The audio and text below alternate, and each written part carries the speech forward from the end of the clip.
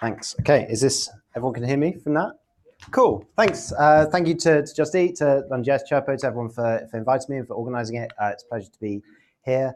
And yeah, today I want to talk a little bit about components on the web. And really, this isn't a talk to be like, this is how you should do it, and this is the best way to do it. It's more just a summation of a lot of things I've sort of experienced over the last maybe 3 years of working on larger code bases and trying to migrate them into a more component-based world. So this is kind of sort of an invitation for you to see the kind of things I'm thinking about. This is certainly not me saying I've solved all these complicated problems that we have. What's really exciting at the moment, I think, about working on the web is that there are a lot of people really embracing this component-based approach. And this is something that wasn't really true, maybe started to become true 5-ish years ago, and has sort of picked up pace slightly more recently. We've seen frameworks kind of migrate to this component-based model. And that's really exciting because lots of people are working in this way and kind of exploring the limitations of components, all the different frameworks, and how we can sort of piece these things together. What I also like when you're working in front end at the moment is that we're making mistakes building these components all the time. I know I certainly have made a lot of mistakes and made design decisions that I have come to regret. I'm sure some of you have as well. And so really what I want to talk about is share my experience and just all the learnings we've had over what's worked, what hasn't worked, how we've introduced components into an older code base in good ways successfully, and some of the times that we've also made mistakes, because there are plenty of times that we've made mistakes, which is a bit of a theme of this presentation. I think the word components has become slightly overloaded. I think to different people who have worked with different frameworks over certain periods of time, the word can mean different things. So I just want to clarify, there's this great slide by a lovely gentleman called Cristiano, who sort of broke this down really nicely in a talk. And when I was taught front-end web development, I remember being very strictly taught HTML, CSS, and JavaScript. You have your content in HTML, you present it via CSS, and you can add functionality in via JavaScript. And for a lot of websites today, that's still a very good approach. And again, my talk here isn't you should all be using components for everything you're building. But when we talk about components, we talk about boxes of functionality that contain some JavaScript, some CSS, and some HTML. The HTML might be generated by like a React framework. The CSS might be CSS and JS. It might not be. It could be whatever you want. But you can think of these components as like boxes that contain a little bit of all of these things. And when we talk about where we are now, I always like to reflect on where we've come from. Over the past, maybe, again, 5-ish years, we've seen a sort of progression from logic living on the server to being presented and created in the client. The most popular backend frameworks, sort of when I first got involved on the web and started doing it sort of daily as my career, was one called Ruby on Rails for the programming language Ruby. And there were many frameworks like this for the likes of PHP. My mind is completely blanked on other languages, but all the languages had sort of frameworks like Ruby on Rails for their equivalents. And Ruby on Rails and the like really popularized this approach called MVC. And in MVC, you take any app and you slice it into 3 verticals. You have your model. This is where all your data lives. You have the view, which is sort of your templating, and in the past where sort of your bits of jQuery would live too. And you have your controller, which is where the sort of business logic, for want of a better phrase, lived. And this worked really well for building server-side web apps. I was a Ruby on Rails developer for a while. I do a bit of backend programming still, and it was a very good way to work. It was productive, and it still works today, in my opinion. And then if you had a bug in one part of this site, you could sort of slice your way through it. So you might need to find a little bit of the model code, a little bit of the view code, and a little bit of the controller code. The very first pass at sort of complicated front-end web frameworks took this sort of MVC type approach and tried to apply it to the front-end world. So if anyone played with sort of Angular 1 or the sort of earlier versions of Ember.js, they sort of very much took inspiration from this style of approach. I remember creating a lot of controllers in Angular, and Ember really modeled itself as Ruby on Rails for the front end. What we discovered when we tried to apply this to front-end world is it just didn't quite fit. These paradigms that work really well on sort of back-end and server-side programming don't necessarily sort of get applied so neatly to the front-end world. And so what we need to do is sort of think about a different way we could build this. These sort of 3 vertical slices don't make sense in a web-based world. How do we start to split up websites and the UI into these reusable parts that we can work on? And unsurprisingly, I think that's where we sort of came in towards components. The web actually already provides components. Your browsers support lots of components out of the box. You have all these HTML elements, which you can, if you squint a little bit, you can kind of think of as components. You can't see it, it's sort of hidden away, but if you put a heading on the page, it will have a certain font size, it will be bold, it will be bigger than, say, a paragraph text. Some of the newer HTML5 elements even let have behavior built into them. So the one you can sort of click, is it the details tag element, I think, which you can click to get a summary, and then the rest of the content goes out. And the browser ships loads of these. And there are loads of these, and nowadays we can create our own as well with web components. So then actually, what if we actually start embracing this as the way we build websites? Like, how does that look? And I think that's really the path that we've been on that's led to me sort of standing here at the moment. Breaking down an application into a big tree of components. And what I also want to make clear about this talk is that I'm sure all of us in here have preferences about which front-end frameworks we like and which front-end frameworks we dislike. This talk, although a couple of the examples will use React, because that's what I use sort of day to day, this talk, it shouldn't matter if you're using React, if you've picked Svelte or Polymer, or what else have I got, web components, or Angular, or Vue, or lit HTML, or Preact, that's the other one, or Ember, whatever it may be. And there are a lot more circles I could have added on this slide, but I'll spare you the time. It shouldn't matter which one of these you're using. It's really interesting that they've all taken different approaches, and they have different pros and cons. And the reason that one of you might really like Vue might be a reason that another one of you doesn't like Vue, and that's absolutely fine. And we shouldn't worry about which exact framework we're all picking. But the general trends, I think, are the same. So hopefully this talk can be applied in some form, regardless of which sort of one of these circles or another circle you might work in day to day. And so then we can take these applications and we can break them into these nice trees of components. This brings with us a lot of benefits. It brings with some challenges as well. And so the rest of the talk, I want to talk through the benefits we've had and how you actually sort of apply this in practice. And not only that, how we apply it in practice to a code base that has been around for a while, so you don't get sort of a fresh, brand new start. One of the really nice things about working in this component-based world is that you can immediately isolate what you need to work on. So you've got this big, complicated app.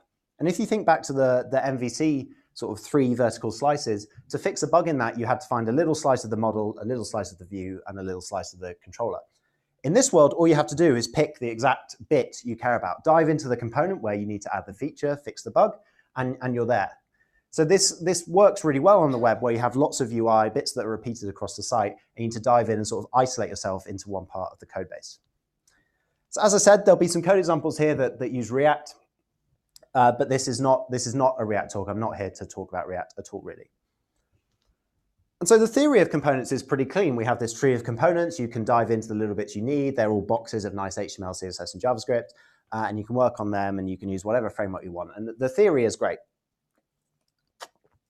But as always, the reality doesn't necessarily always play out in that way. So I want to sort of share some experiences with you today. And you'll see a lot of talks and a lot of blog posts on the web, and rightly so, we'll sort of teach new technologies from a green slate, from a sort of blank canvas.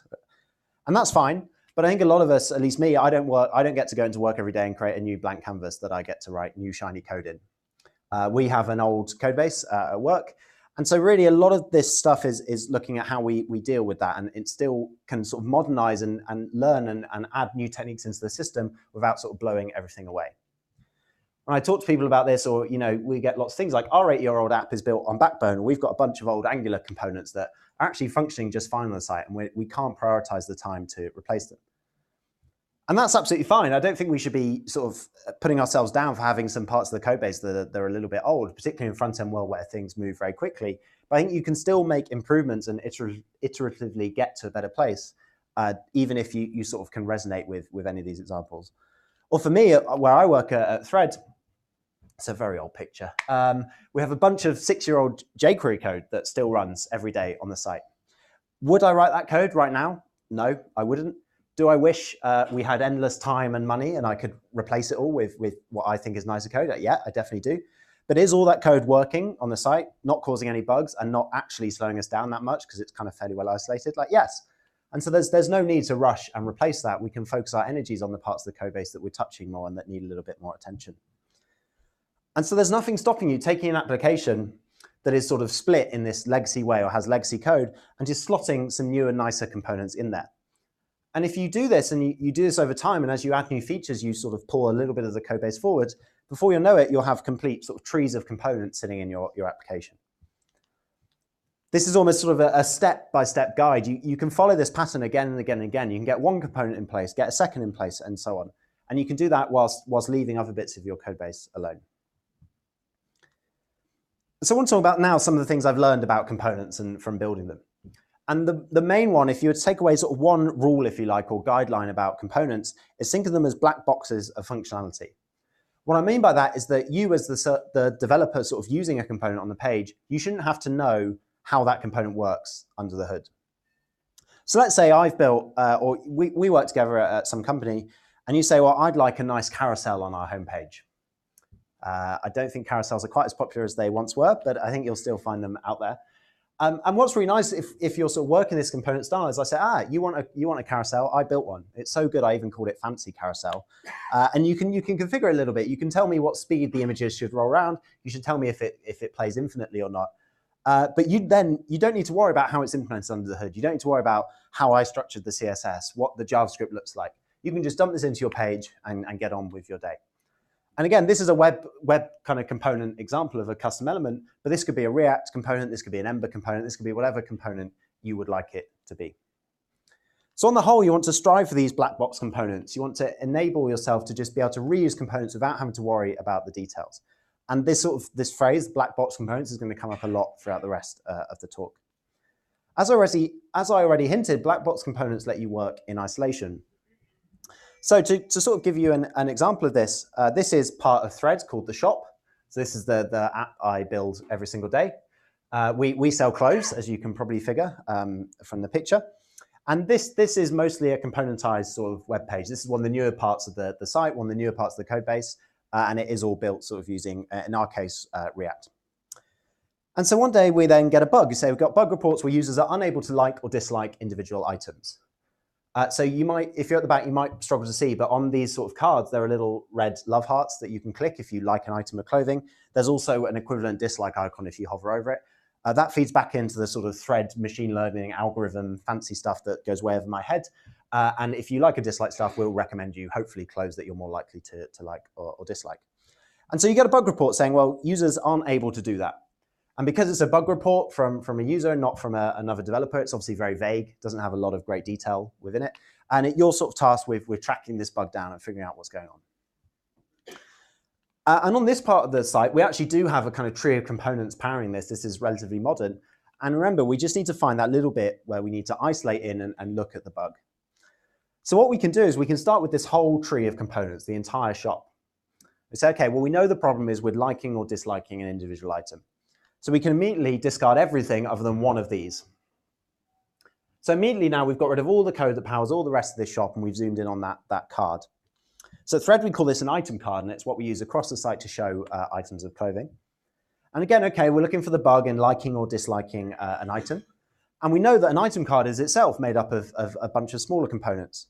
We have the exclusive badge, we have the image, the shipping icon if it can be shipped next day or not, some details like the name, the price, what size we think you'll want to buy it in, and then the item sentiment down there as well. And so if you go through this, hopefully, and you know your bug is in liking or disliking, we can pretty quickly start to sort of ignore these components. We know it's not going to be one of those.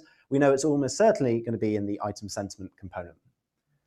And then what we can do is we can dive into the code. So you load up your editor, you load up the item sentiment folder, and you find these files. You've got sentiment.js, which is the component, the CSS, in this case using CSS modules, but again, I'm not here to sort of discuss which CSS method you should use, the tests and the two icons as well, all living in one place. So you think about the entire Thread code base, it all lives in one GitHub repo. It's quite a big GitHub repo. And we've now narrowed it all down to this one folder with 5 files in. And realistically, if we're betting, we can probably say that the bug isn't in either of the SVGs. Hopefully, they're probably okay.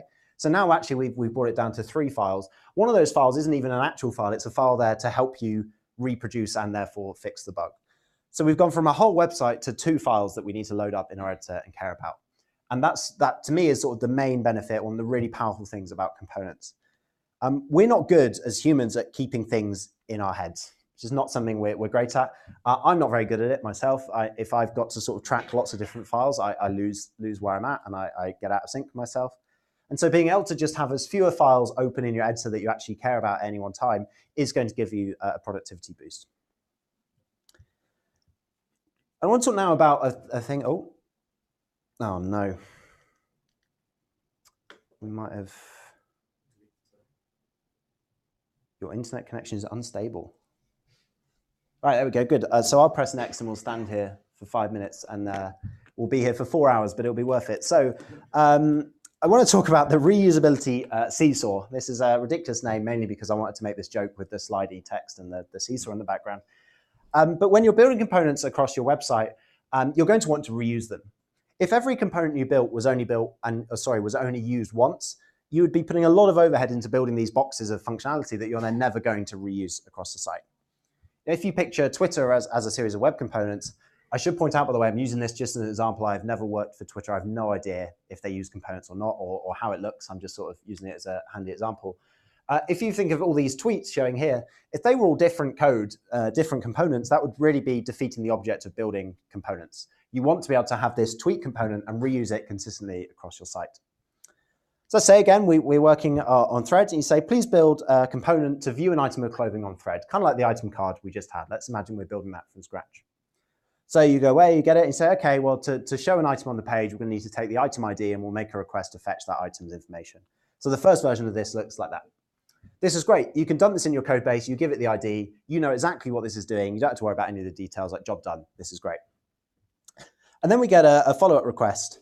Well, sometimes it needs to show the brand as well as the title. Not always, but sometimes. Okay, so we think, okay, we can configure that. We can add another attribute called something like include brand name. That will be set to true or false, and that'll work as well. And you go, okay, and sometimes if an item is on sale, we want to show the newer, sort of cheaper price alongside the older price so we can really emphasize how good a deal it is and how they should buy that piece of clothing straight away. So, okay, we'll add another flag saying show old price sale or something like that. Oh, and sometimes we don't want to show the love hearts for sentiment on the item cards because we don't always want to let users do that. Right, okay, so we'll do that and we'll go away and we'll add no sentiment in as well. And suddenly, through 3 very sort of useful changes to the component, sort of seemingly small changes, you've now got a component that doesn't take 1 attribute anymore, it optionally takes up to 4. So you've now gone from sort of 1 variant of this to, what, 3 to 6 of them, 6? With the include brand name, show old price, and no sentiment being able to be configured or not configured at any given time. So the complexity of this is sort of growing as we add each option. And more options, sort of from experience, tend to lead to more confusion. You put it in like, do I want that? Do I not want that? What did that flag do? Do I want that attribute? What's that prop called that I need to pass? Like, it's just hard to remember. It's hard to deal with. When I'm programming, I like to think about 3 very important people in my life. There's one of them. There's another, and there's a third. Now, besides being incredibly handsome, these are the 3 people that I sort of think about a lot when I'm coding day to day. I promise this isn't as weird as it sounds. We're going in a more reasonable direction. Just bear with me. So these people, there's past Jack, present Jack, and future Jack. I really should get a baby picture in for past Jack. And maybe my dad for future Jack. I'm not sure. Anyway, that would get weird. So past Jack, let's look and think about him. Not look at him. Let's think about him for a minute. It's easy when I'm at my desk sort of coding and I'm trying to fix a bug on thread. It's easy to think, well, past Jack is an idiot. Past Jack makes really bad technical choices. I'm sure you've all done this probably, either about yourself or about a colleague. I've done it as well. You sat there and you load up some code in your editor and you think, what on earth was this person doing? What sort of moron would write code like that? And then you blame it and you shut up and you move on. You don't tell anyone that it was you. But it's very easy to sort of reflect on past Jack and think that he made bad choices. But actually, I used to beat myself up a lot for this. So you think, oh, just, you know, and it's nice in a way because you think, well, I have progressed a lot as a developer in the past 6 months because I wouldn't make those silly mistakes that past Jack made. But you have to remember that the past version of yourself, the past version of your other colleagues, were always trying their best. And so what I've come to realize is that there's no such thing as a bad decision, only a decision that you made with less data than you now have available to yourself. So Jack 6 months ago wrote that code in that way because that was a reasonable choice based on all the information and the features that he knew needed to be supported at that time. But then 6 months later, we've added 4 more features. The code is getting more complicated. That's not a reflection on a bad choice that past Jack made, as much as it's a reflection on your code getting more complicated and you needing to be aware of that. So basically, don't beat up past Jack or past yourself or past colleagues, because we're all doing good jobs most of the time. So when I'm coding as present Jack, I like to think, what can I learn from past Jack? I should point out that I'm not sat on my desk thinking these literal sentences in my head. I think you get a really weird impression of me. But what can present Jack learn from past Jack to make future Jack's life easier? Tends to be the sort of thing I'm thinking about. And so I've come to realize, and I realized this through making a lot of these mistakes. I made this mistake countless times. I sort of just would harmlessly add one more attribute to a component, one more way that you could customize a given component. This just does not work well. You will get, this will grow and grow and grow. And before you know it, the reusability seesaw has crept up from you out of nowhere. And now you're in a really hard place where this component that once just took an ID and showed a product on the page is now taking 500 different options to show products in 500 different ways. And although technically they're all the same component in the code, they actually look and feel completely different. They're really hard to work with, and your site is incredibly inconsistent because you're showing items in different places at all times. So this, to me, has been the biggest challenge for working in this component-based system, because you build the item card and then you think, okay, well, actually, in certain places, we do want that item to look slightly different. So trading off and trying to reason about maintainability versus allowing these components to be configurable has been one of the biggest challenges that I've found. Because if your components aren't a little bit flexible, they'll be really hard to reuse.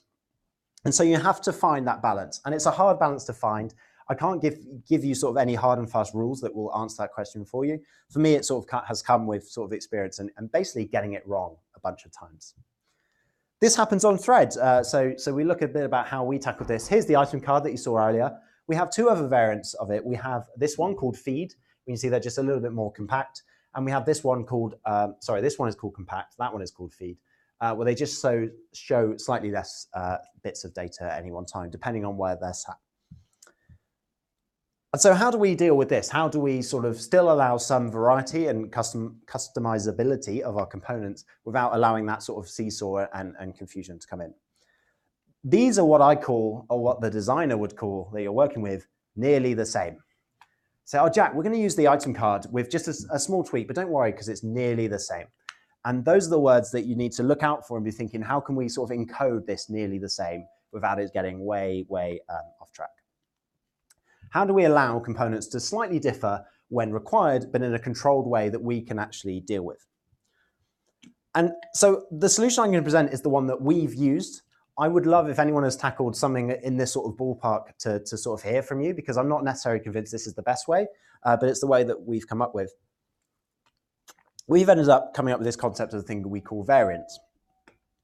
And so what we do with variants is, rather than having flags like show sale price, show brand, show sentiment, or whatever they may be, is we have an explicit list of variants in the code.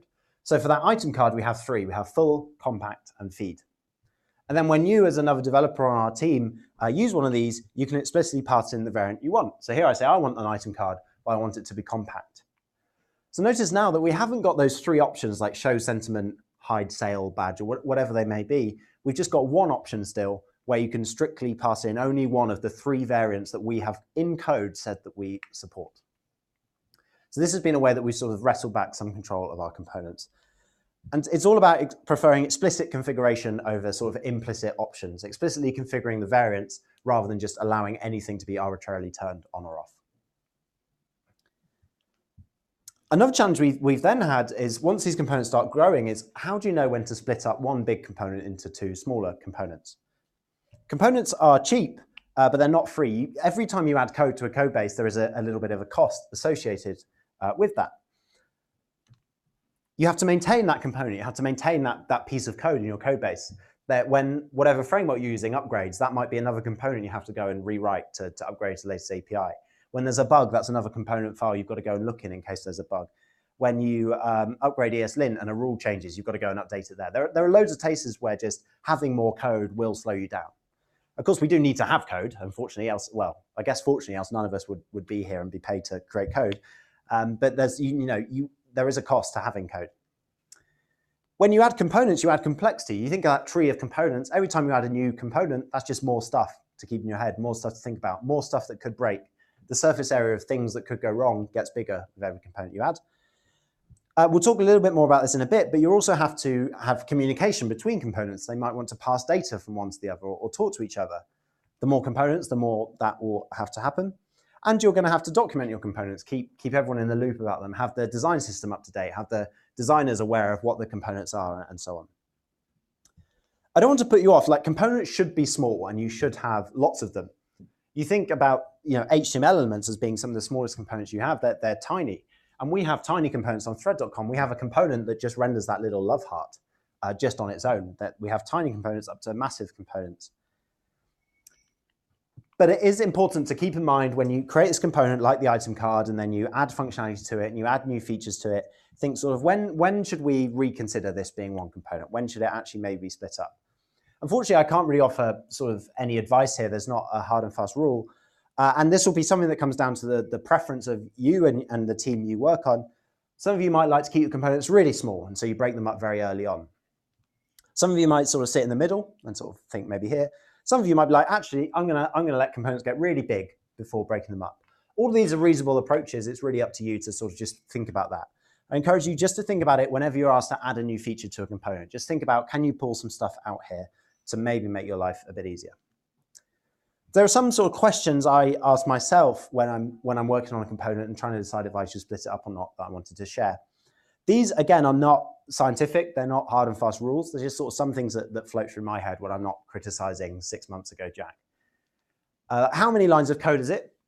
This is sort of a very poor measure for a lot of things, lines of code. It's not a measure I reach for very often. But more lines of code in one file probably is going to be slightly harder to understand, probably. How many different HTML elements does this component own or render? Is this component just outputting a button with an image inside or an icon inside? Or is this component outputting a div with headings and a whole load of stuff? This is a very sort of wishy-washy question, but how hard is this component to understand? Do you load this up and think, oh, what on earth is this? Or do you struggle to find the bit of code you're after?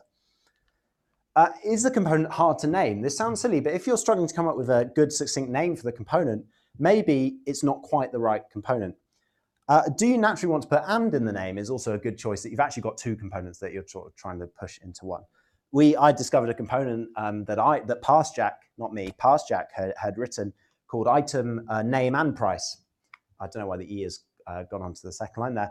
But this is a surefire sign that really I needed two components here. There was an item name component, there was an item price component.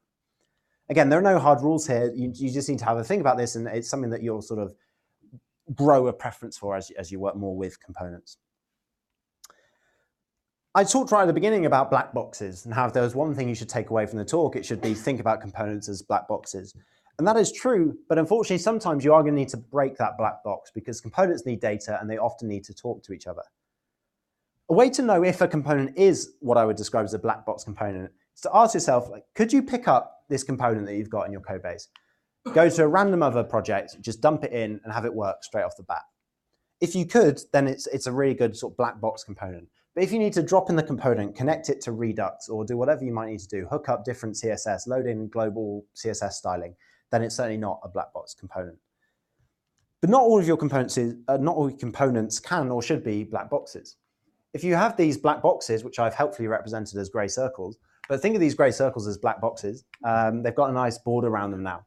And if they can't talk to any other components, they just don't know about anyone. And they can't, you can't have an application where nothing talks to nothing, unfortunately. That is often a source of complexity, but it's also necessary complexity. Your app will have a bunch of data. It might come from an API. You might store stuff in local storage. You might get stuff from wherever you might get it. You might have WebSockets that poll for data. You might do all sorts of stuff. And you need to get that data into the components that care about that data. So you do need to have some things crossing over. The trick is to decide how to do that, how to give components data, but also where to do this. You typically don't want every single component reaching out every single time to all these different data sources. Again, I don't have sort of hard solutions here. We've had a lot of success with components using GraphQL to query for the data they need, but this really will depend on what APIs you're working with, where your data is coming from, how your app is structured. But I take the advice of components being black boxes, but this is advice that you will need to sort of deliberately avoid at some point. And rules ultimately are made sort of to be broken a little bit. So if you've got a component, you need to give it data. How do you do it? There are 1,000,001 ways that you could do this. I just want to share 3 ways that we've experimented with that have sort of been interesting techniques. The first is probably the most obvious, fetching from an API, but there's also a couple of other ways that we'll take a look at as well. So you fetch from an API, the component renders a loading spinner, you make a request to some API, REST, GraphQL, whatever API, SOAP, who knows. You pass a response, you render data onto the page. There are pros and cons to this approach. The components are always going to be up to date because they've literally just fetched that data. It's easy to refetch that data later if you need to. The component now, though, has to deal with more complexity because there's error states. What if that request fails? And we also now have a hard JavaScript dependency on showing the user any of that data at all. Sometimes that's probably fine and the right trade-off. Other times, probably not. We've also experimented with this approach via attributes passed in HTML. Now, it makes your HTML look absolutely hideous. I'm not here to defend that. And is this still true? No, this doesn't exist anymore on Thread, but it did for a while, where we'd literally pass in data from the server into a custom web element. Now, this might seem very strange, and this isn't sort of the first thing I would reach for if it was entirely up to me. But when we were migrating from a server-side templated-driven world, so we used the framework Django, which is a Python framework, and we wanted to start getting more stuff into web components. This was a really nice way to bridge the gap between something being rendered on the server, but yet still letting JavaScript power it on the client. So the server would send this back down in HTML, and then this custom element would kick in, grab that data, and do stuff with it. So it was quite a nice middle ground. It also avoided some complexity. You don't need an error state because you know you're going to get the data if you trust your server. And you don't have any API. You do have very messy HTML. The data might get slightly out of date. But this was a really nice sort of helpful, like iterative step towards more custom elements and components on our site. The final thing we found useful is to actually leave some data in script tags that components can pick up and run with. So we found we had some data that was being asked for by a lot of components. A lot of components need to know if, this is a very outdated screenshot, if the user is logged in or not. They want to know the user's name maybe to show that name in some copy. And so we put a couple of things like that into this global script tag that sort of lives in the site that then a component knows how to sort of get at. This is useful for data that's global. You do have to be a bit careful, of course, because a sort of more tech-savvy user could happily pop open the console, edit this to say, is admin true, and hack into all your systems. So you don't want to rely on this data being true. You certainly would not want to do any authentication based solely on what is in here. You definitely want to go via the server for some of that. But for things like showing the user's name in a way that all the components can read without having to pass that data around, this works pretty well for stuff like that. And if the user changes their name, it's not really going to cause any issues. So those are three ways we found, depending on where you're at, how you're introducing components, how you're working. There are certainly other examples. This is not an exhaustive list by any means, about some of the ways that we found sort of useful for getting at data. So I want to finally talk about the path to components in your application. If you don't work on a sort of brand new code base, if you've got one that, Thread's code base is 7 years old, there's a lot of code in there. There is a lot of good code. There's a lot of bad code. And it's not as simple as just sort of blowing it all away and starting again. We still need to be able to ship features, maintain a pace of product improvements, and sort of continue to exist and hopefully grow as a business. So Thread 2 years ago was jQuery, and more jQuery. Server-side templated with Django, and really no form of component system going around. Today, we've made it to roughly 100-ish components that are reusable. We're starting to push on a Thread design system to sort of really start to push this even further across all the teams. But also, we've been able to make all this progress with still while shipping features, which is something I think I've been really pleased with how we've managed to do that. I always use this image for a talk on components because I think it's really the perfect image. But this is kind of how I liken what we're doing here. We have this big stone wall, and we're sort of starting to go into Lego. Now, I would not go in that building, so the metaphor does fall down at that point. But imagine you were happy going in that building. This is kind of what Thread looks like, and you should all use Thread. And to do this, we've kind of had to go on a little bit of a software migration and think about how we start to introduce all this new code and modernize our technology. So there were two approaches when we were sort of thinking about this. I've done this at a couple of companies now. You can do a ground-up rewrite. So we say, right, we just need to stop all development and we need to rebuild it from scratch. Now, if you, some companies are in a position to do this. You've got lots of money, you've got lots of time, you've got a good big sized team. This might be a good solution. We at Thread, still sort of a startup trying to make sure we make it to where we want to make it. We can't afford to take this amount of time to sort of not ship valuable things to our customers. And here, if you think about adding value over time, really when you migrate as a big rewrite, you don't add value until right where that bar starts to go up, because that's where you ship it. Until then, the site your customers are using stays the same as you're rebuilding behind the scenes. But if you think about, well, can we incrementally rebuild with new features? The line, I mean, let's be honest, it doesn't realistically look completely straight and up to the right, unfortunately. It's certainly more jagged and goes up and down. But on the whole, what this will let you do is incrementally add new features.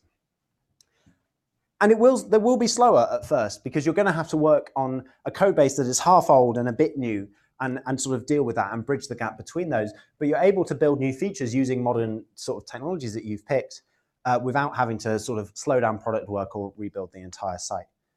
Previous company before Thread, we decided we'd migrate from a very old version of, I think it was Angular 1, maybe, to React. And we shipped React to the site, I think, a day or 2 days after making that decision. And it was the tiniest bit of React. It didn't even need really to be React. I think we rendered like one title of one thing in React. But the point wasn't that that was a huge step in terms of what the user sees. It was that's a huge step in showing that we can ship React onto our site. And this incremental path is going to work for us. What's really nice about incremental rebuilds is they let you test assumptions in a way that a ground-up rewrite doesn't. You embark on this big ground-up rewrite, you don't really have a way to test if sort of the technology choices you've made when shipped to production are going to be good ones for you. You know, it's easy when you've got a code base that you've just started working on for a week, it's easy to think, well, this is great, and all these decisions and libraries we've chosen are the right ones. But how do you know that's going to be the case in a year's time when you need to urgently fix a bug and one of these libraries is out of date and getting in your way? Going incrementally lets you test more things. So we go back to Christiana's slide, and we think about our nice black boxes as gray circles with HTML, CSS, and JavaScript in them. I mentioned at the beginning there's a question mark that you might have over like which technology or technologies power these three parts of a component. So what actually makes this up? CSS in particular, I think, is the big one. JavaScript will leave, and it will basically be whichever framework you have decided as a team to work on. HTML is HTML. But I think, I don't know if any of you have ever been on Twitter and read tweets, but sometimes people get quite sort of invested in deciding what sort of version of CSS we should work with. Should we use Sass? Should we use Less? Should we use CSS modules? Should you use CSS and JS? And if so, which one of those are we going to use? Because there's 500 of those. People, I don't know, on the internet sometimes have strong opinions. But when you build in a sort of ground up rewrite from the ground and you're going to ship in sort of 12 months time, you kind of need to make this choice and stick with it.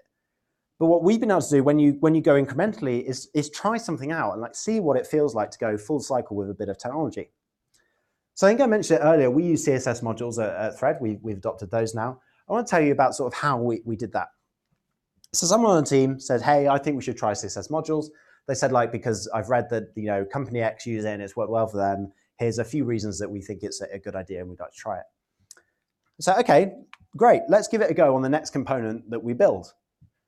This is a really nice approach because we know either way, actually, if we end up loving CSS modules or hating CSS modules, we know what the next step is.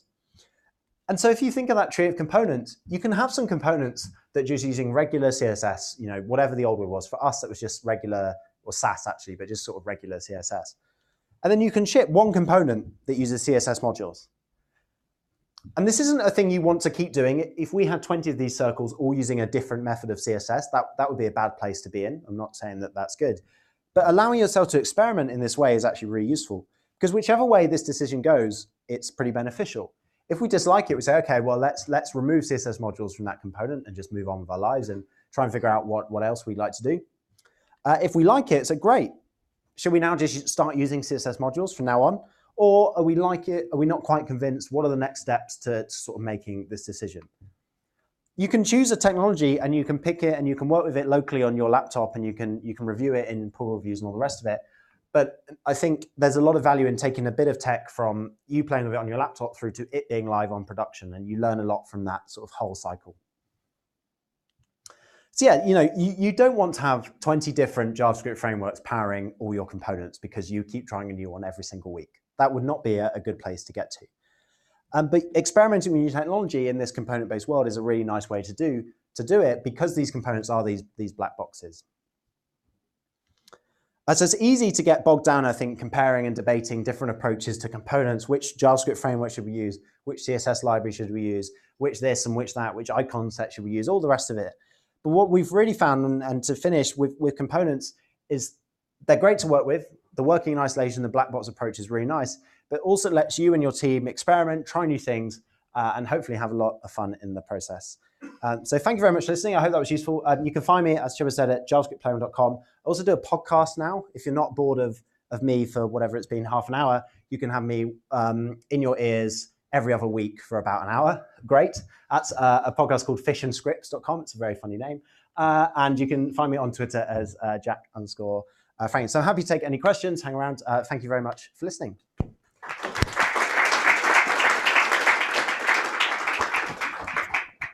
Mainly, I want to see you throw this at someone. To someone, not at someone. Who's got the question? Easy questions, yeah? Sweet. So, oh wow, it's a microphone. Cool. Okay. Gone blank for a moment. Okay, cool. So you said that Fred, you are working on implementing a design system. Could you expand about how your idea on component-based architecture feeds into the creation of the design system, and like what decisions you're taking in terms of how you build your components into that system? Yeah, really good question. So really the fact that we are building as a set of components has really enabled us to start exploring the design system. It's something that I think whenever a new designer in particular has joined the team, they sort of say like, oh, have you got like a sort of a link to what a thread button is like? And we said like, no, we don't. We just have 10 different ones on the website. Take your pick. So I think there's a lot of sort of motivation from the whole sort of design and engineering team to get involved. We found is when you have those components, take like the item card that we have, and our approach has been to basically try and document in code every single possible variation of an item that can ever exist on the site. So those 3 variants that we have that I mentioned, but also items can be in any number of states. The item might be on sale, it might be sold out, it might be an exclusive product, it might be this, it might be that. And so our approach has basically been to take a component, put it into a separate sort of living style guide that is still sort of powered by code, and just sort of document every single possible variation of item that we can ever have on the site. We're at the very early stages of doing that. But what it has done is it's allowed sort of the designers, and we actually just yesterday or the day before, we've made it so the style guide is actually available on the internet. It's still only internally to Thread employees, because to be honest, we're a little bit embarrassed with how early on and how rough it is. Hopefully, like the vision here is to sort of be able to, I'd love to stand up here in 6 months' time, so like go to styleguide.thread.com and you can see it all. We're not quite there yet. But yeah, in terms of approaches, we just found that basically documenting everything we have on the site, increasing the awareness of that to the designers, to the sort of comms and the marketing team who also do a lot of visual work, has just, I guess, helped us sort of get started and all recognize the problems and then hopefully start fixing them. So I think I might have gone off track there. I'm not really sure if I've answered your question. No, I mean, the idea was that it's quite an open question just to get your feeling on it. So yeah, thank you for that. No worries. You get to throw it now. Yeah. Who's next?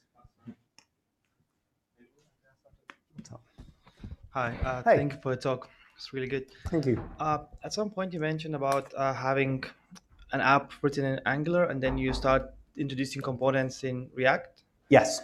Right. So what was the biggest challenge while growing the React side and kind of get rid of the Angular one to maintain the state? And how did you solve those issues? Yeah, good question. So just to check, I understand, so like the state is in sort of data related to the app and keeping it safe. Exactly. It's like if app is based on Angular, so you have like something in Angular, something changes there. React components you also render. So how would you this like added complexity? Do you have more code? Or how did you solve it? Yeah, so we did end up writing what I would describe as like bridge code to sort of bridge between the two systems. And you want to, that's one of the downsides of doing an incremental rebuild, right? Is you have to do that. It's a downside is also, as people often point out, we had to ship both Angular and React on the same page. Now that is not a great position to be in, but we felt it was sort of a worthwhile trade-off. What we did is we tried as much as we could to just keep the state completely separate and try not to have a situation where some data was being worked on or interfered with by both Angular and React. That wasn't always doable. So there was a library that we found and sort of contributed to called, I think it was called ng React, but you might have to sort of, I don't know if that's still around. We're talking a few years ago now. And that actually let an Angular thing control and render a React component. So data would change in Angular land and it would pass it down to React, and it had a hook to let React sort of call back up to that. So we had that. We also actually ended up reaching for Redux and sort of just having this Redux store that you could read from both the Angular and React world. So that's sort of how we tackled it. We tried to keep them as separate as possible. And then if we needed to, I think Redux ended up being the best way to just have this data in one place and sync it up to both sides. But yeah, one of the downsides of doing that incremental rewrite is you have to tackle stuff like that, which wasn't always fun to say. Yeah.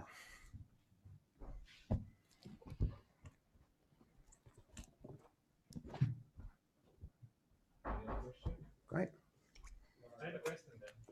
Oh. Easy ones.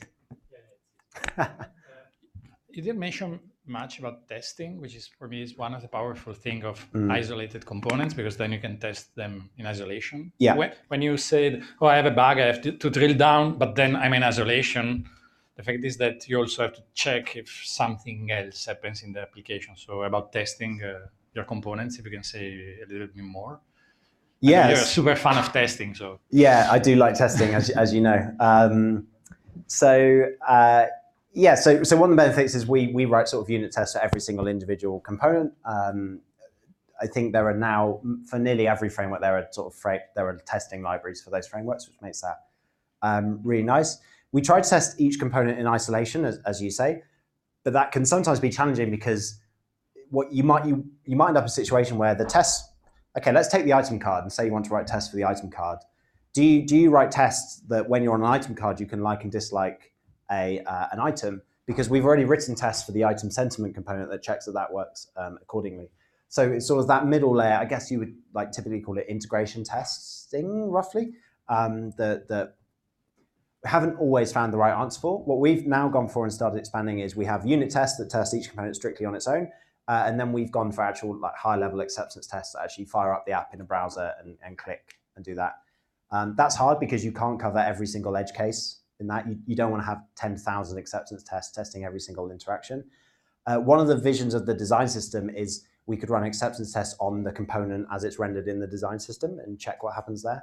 But that's sort of a bit of an unknown for us. So I think my answer is we haven't quite figured out the absolute best way to do it yet. We found that testing each component in isolation is generally a good way to avoid sort of regressions, and we can write bug fixes for new bugs. But occasionally, if you get a bug that is due to the relationship between 2 or 3 components, that hasn't been always the easiest thing to reproduce and fix. So it's a really rubbish answer because my answer is basically I'm not quite sure. We have written some tests that do mount a component that itself mounts 2 or 3, and we sort of do write high-level tests of that occasionally, but probably need a few more of them. We haven't quite figured out that relationship. Because again, with each test, it means there's something else to update if a component changes. So you're trying to weigh up having a nice spread of tests that test all these interactions, but also trying to weigh up not having to update 10 arbitrary test suites when you have to rewrite one component. So I'm not entirely sure, the best way around it. It's not a very good answer. No, it's a good one. But you don't do visualization testing, or you do? We don't do any currently, any sort of visual ones. It's on the list of things we'd like to do, but haven't done yet. Yeah. Next. Thank you for the slide, by the way. It's public domain. Sorry. Okay, sorry. I have a question for you. Said about breaking down components. Yeah. And, when is the good time and place to break down a component? So would you break down a component that doesn't have much reusable code? So you just, let's say you have an edge case, something that builds up a component, it's just used in that one place. So you cannot get much reusable from it, breaking it down. But at the same time, you realize your mental load is really high because, I don't know, it's either a big form with, 10 inputs or something like that. Yeah, good question. So you basically, if you've got one big component that you know isn't going to be sort of reused anywhere else, is it worth breaking it down? Yeah.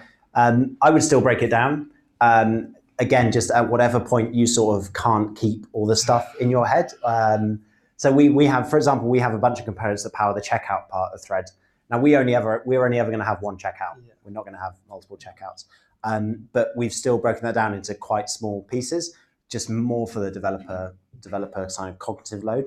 However, like having said that, I think on reflection in the checkout, we actually went too far that way, and we have too many components. Because actually now, and this is Jack of 2 years ago made this mistake, that you load up the checkout code, and because we broke it down so much, I'm going to keep saying me, because I broke it down so much.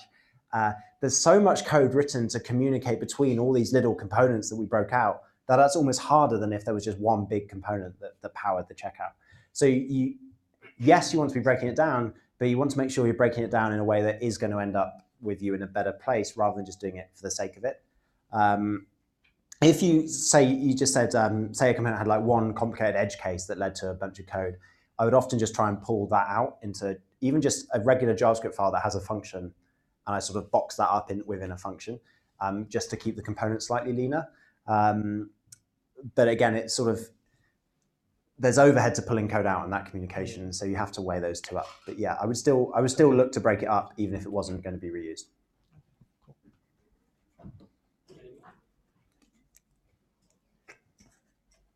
I might have one in mind. It's interesting that we've tackled quite a lot of that same kind of those same problems around here as well. I'm curious to know. You showed a bit around how you share data around components, different components, with like putting some stuff into like a JavaScript file or that sort of thing. There is that kind of place where a lot of components would use the same service. I suppose the service can then probably cache that data in some way and provide it, not having to call out for each component. But the other one, which is quite interesting, is around CSS, sharing kind of common styles across all of the components, because a lot of them would share typography and colors and a lot of other things like that. How do you attach that? How do you tackle this? So we basically tackle it very poorly at the moment. I think so. What our current solution, and this is not a good one, is we use Sass, and we have a bunch of Sass mix-ins for like font size extra large, font size small, whatever. The vision here is the design system would contain components for all the different sizes we'd have. So we're React app. So the design system would have a set of React components called like heading large, heading small, or maybe heading with variant large, small, or whatever it may be. And then that would be how you do it. So rather than having to share styles across a bunch of components, you would share a component across a bunch of components, I think. But again, that sort of in my head feels like a reasonable thing to do. But I couldn't say I have experience doing it. I think other people in here might be able to advise accordingly. Exactly. In the component work, never start to share styles. Never. Yeah. You create a P1, P2, H1, H2 components. Okay. So you define only once, and then use the component H1 is where you need the H1 style. Do you want to swap? Doesn't that create? We can probably yeah. Have. Looks counterintuitive. Instead, it works perfect. Solves a lot of problems. Okay. Do you guys have any more questions? So I'm happy to probably let Jack off the stage, and then we can have that conversation amongst ourselves, unless there is any more pressing questions. Well, shall we give Jack a round of applause? Thank you. Thank you for the presentation.